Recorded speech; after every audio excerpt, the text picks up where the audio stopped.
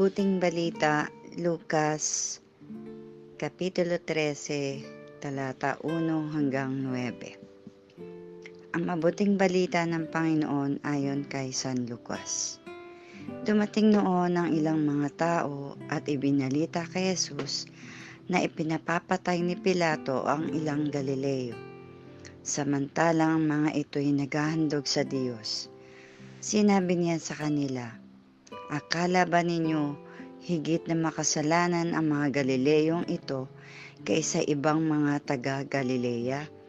Dahil sa gayon ang sinapit nila?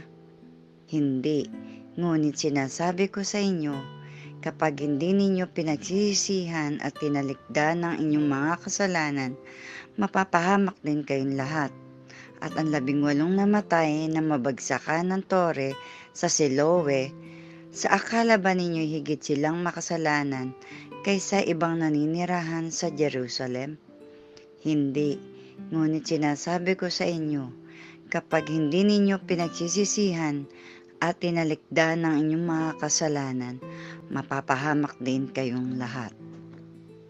Sinabi sa kanila ni Jesus ang talinghagang ito, "May isang tao na may puno ng igo sa kanyang ubasan. Minsan, tiningnan niya kung may bunga ito, ngunit wala siyang nakita.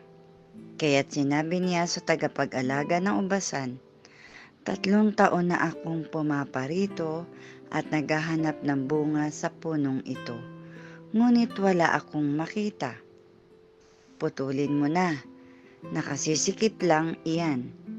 Ngunit sumagot ang tagapag-alaga, "Huwag po muna nating putulin sa taong ito.